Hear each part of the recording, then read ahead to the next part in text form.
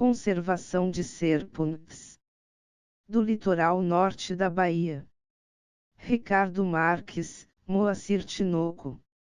Serpentes encantam a mente popular de muitas maneiras. Seja por suas cores, formas, hábitos e comportamentos ou por medos, mitos e histórias que as circundam. Elas estão distribuídas por todo o globo em diversos habitat e microhabitat, com exceção dos polos. A maior variedade de espécies está presente nas regiões tropicais do planeta. Atualmente, existem 3.709 espécies no mundo, distribuídas em 22 famílias. Essa totalidade representa em torno de 34% de todos os répteis, ficando atrás apenas dos lagartos em número.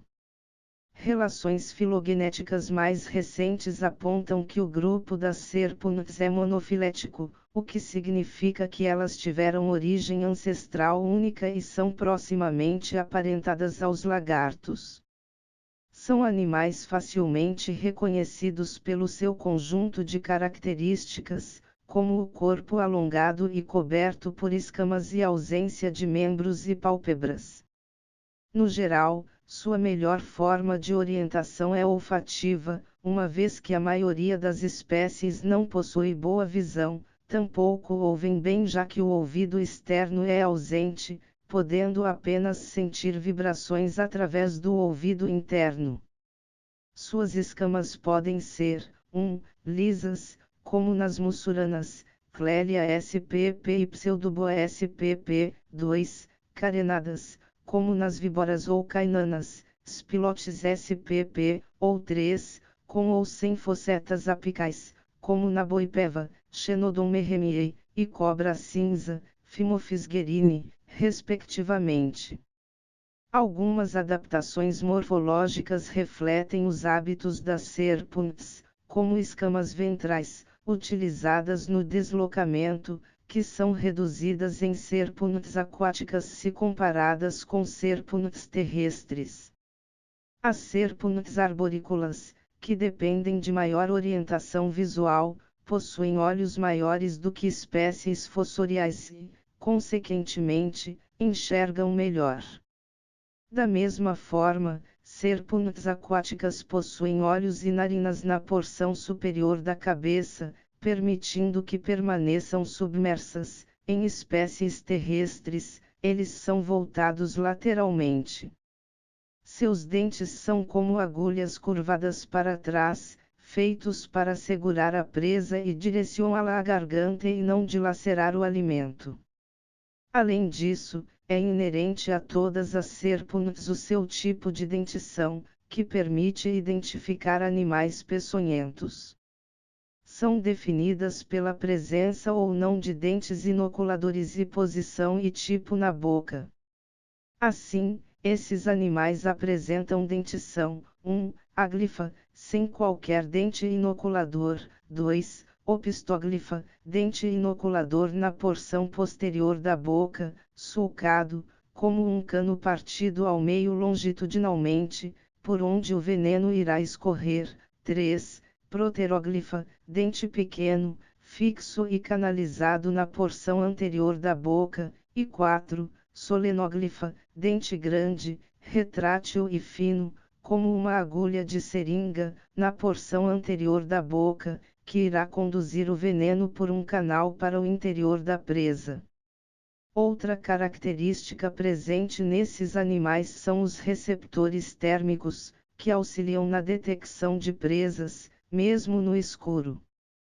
Eles podem ser, 1. Fossetas labiais, localizadas acima e abaixo da boca dos animais, como a suaçuboia, Corallus hortulanus, e salamanta, Epicrates assisi, ou 2. Fossetas loreais, uma cavidade localizada entre a narina e o olho, presente em todos os viperídeos americanos.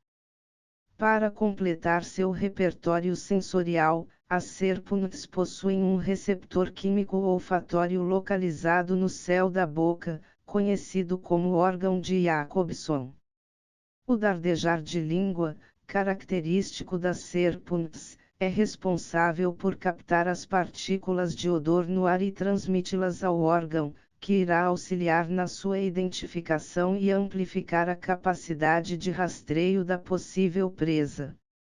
No que se refere à alimentação, são animais predadores e carnívoros. A maioria das espécies forrageia ativamente em busca de alimento, enquanto viperídeos geralmente aguardam a passagem de sua presa para emboscá-la. Com essa variação, a maneira como esses animais capturam suas presas também varia.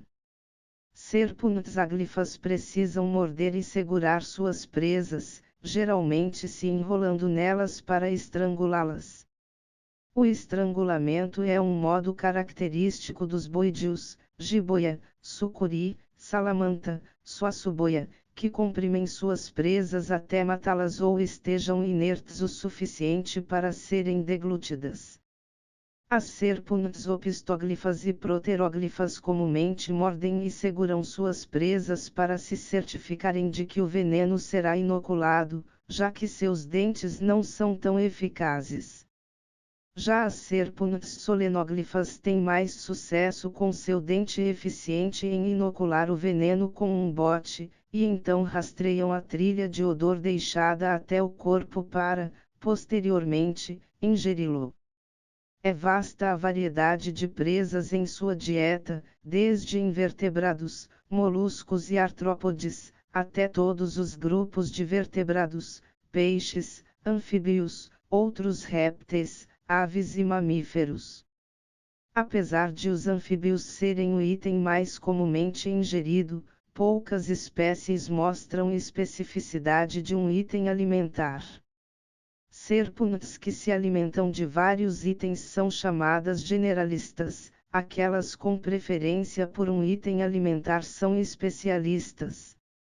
Em algumas espécies, pode haver mudança ontogenética na alimentação, quando os filhotes possuem preferência por um item alimentar e os adultos por outros. Jararacas jovens consomem anfíbios, enquanto adultos preferem roedores. Como seus dentes são feitos para agarrar e não conseguem cortar pedaços das presas para ingeri-las, mesmo que algumas presas sejam maiores que a boca da serpente, a ingestão é facilitada pelos ossos flexíveis no crânio desses animais, que se desarticulam e permitem a passagem do alimento. Mesmo com a grande quantidade de histórias que afirmam que serpentes consomem humanos, não há registros que comprovem o fato. Quanto ao uso de habitat, estão em todos os lugares e apresentam muitos hábitos. Podem ser diurnas, se ativas somente durante o dia, ou noturnas, se ativas somente durante a noite. Algumas espécies podem ser detectadas nos 2 turnos. Um indicativo da atividade diária é a pupila.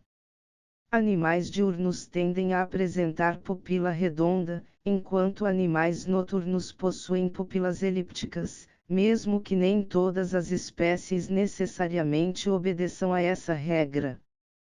Podem ter hábito, 1, aquático, quando ativas regularmente na água, 2, fossorial, quando são ativas sob o solo, capazes de escavar e usar galerias, 3, criptozoico, quando sua atividade se dá em meio ao foliço, sem necessariamente se enterrar no solo, 4, terrestre, quando utilizam somente o nível do solo sem se enterrar ou subir na vegetação, 5, semi-arborícolas, quando utilizam tanto o solo quanto a vegetação suspensa, ou 6, arborícola, ativas sobre a vegetação, principalmente arbórea. Em relação à reprodução, diferentes formas de dimorfismo sexual estão presentes na maior parte desses animais, como tamanho corporal, número de escamas e coloração. De modo geral, fêmeas possuem tamanho total maior que os machos, mas machos possuem caudas mais longas que abrigam o hemipênis e seu músculo retrator. Já o dicromatismo sexual, diferença de cor entre machos e fêmeas, é menos comum, restrito a poucas espécies. No período de acasalamento, os machos são atraídos pelas fêmeas através de feromônios liberados no ambiente. Esse período pode variar entre as espécies, que podem se acasalar ao longo do ano ou em um período específico. Ao se encontrarem, macho e fêmea entram em comportamento de corte, que resultará na cópula se a fêmea estiver receptiva. No caso de dois machos encontrarem uma única fêmea, pode haver um combate ritual entre eles para disputá-la, cabendo a cópula ao vencedor. De maneira geral, na região do litoral norte da Bahia, observa-se um período reprodutivo que se inicia com corte e cópula entre os meses de junho e agosto, enquanto o período de eclosão e os nascimentos se concentram no final do verão e início da estação chuvosa. Seus modos reprodutivos mais comuns podem ser através de viviparidade ou oviparidade. Na viviparidade, fêmeas retêm filhotes no ventre, parindo-os quando estão totalmente formados. Na oviparidade, as fêmeas põem ovos de casca mole, geralmente em locais protegidos, onde os filhotes eclodirão posteriormente. No caso da pico de jaca, Lachesis milta, é possível observar cuidado parental, em que as fêmeas põem os ovos e permanecem enrodilhadas até que os filhotes eclodam. Há ainda registros de partenogênese em serpentes, mas são bastante incomuns. Observamos em cativeiro algumas serpentes vivíparas da região, que podem gerar entre 10 e 84 filhotes, como a cascavel, Crotalus durissus, e a jiboia, Boa constrictor, respectivamente. Nesses casos, os filhotes nascem medindo de 320 a 400 milímetros. No caso da sucuri, seus filhotes podem chegar a 800 milímetros. O período gestacional varia entre 80 e 180 dias, a partir da cópula. Há também registros de cascavéis com período gestacional de até 180 dias, enquanto o de jiboias foi de apenas 100 dias de incubação. Serpentes ovíparas, como a cobra bicuda, Oxybelizaineus, a caninana, Spilotes pulatus, e a coral verdadeira, Micrurus ibiboboca, podem pôr entre 4 e 8 ovos elípticos, com membrana mole e medindo entre 16 e 58 milímetros e com tempo de incubação variando entre 40 e 120 dias. Quanto ao comportamento de defesa, as serpentes possuem um vasto conjunto defensivo, que exibem ao serem molestadas e ameaçadas ou quando tentam afastar predadores.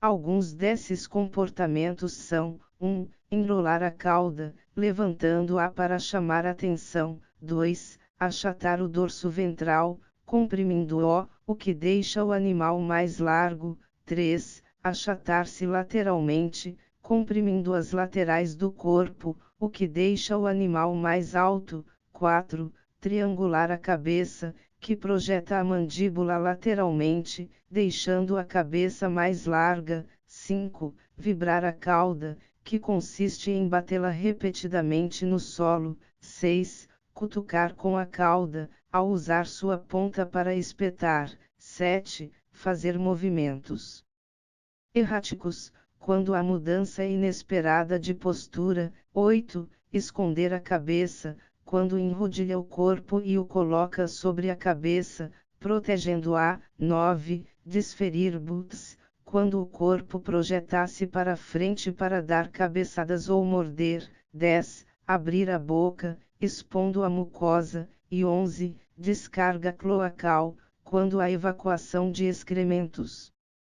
Quanto ao ofidismo, termo usado para designar os acidentes causados por serpentes, mesmo com o amplo repertório de defesa, a mordida ainda é a defesa principal desses animais. Mas antes de falar desse tema, é necessário esclarecer o que são animais venenosos e peçonhentos. Organismos venenosos são aqueles que produzem e mantêm veneno em seu corpo, mas não possuem instrumentos para inocular esse veneno. Assim, o envenenamento causado por eles seria de forma passiva, como a ingestão do veneno expelido das glândulas paratoides dos sapos cururu, espécies do gênero Rhinella, ou envenenamento pela ingestão do peixe baiacu mal preparado. Já organismos peçonhentos são aqueles que também produzem veneno, armazenam em glândulas e estas estão ligadas a meios de inoculá-lo no corpo de outros organismos. Dessa forma, pode-se dizer que aranhas, escorpiões e serpentes são animais peçonhentos. O ofidismo tem maior repercussão pela sua frequência e a gravidade dos casos. No Brasil, são registradas 405 espécies de serpentes, mas apenas 64 destas, 15,8%, são, de fato, peçonhentas. Ao contrário do que é difundido popularmente, serpentes brasileiras não vão perseguir pessoas ou atacá-las intencionalmente, o que leva ao abate de animais inofensivos, como a cipó, Chironius flavolineatus. Grande parte dos acidentes acontece por manipulação inadequada ou encontros inesperados. Viperídeos são caçadores de espreita e permanecem parados por muito tempo aguardando sua presa. Não é incomum que pessoas desatentas pisem no animal, que lide com uma mordida. A maior parte dos acidentes são causados por jararacas que possuem esse comportamento, devido à grande quantidade de espécies, ambientes que habitam e da coloração críptica, que dificulta serem vistas sobre o folhiço. Dados do Nordeste do Brasil mostram ainda que acidentes com cascavéis são o segundo tipo mais frequente, enquanto acidentes com a pico de jaca e as corais verdadeiras representam parcelas ínfimas se comparadas às demais.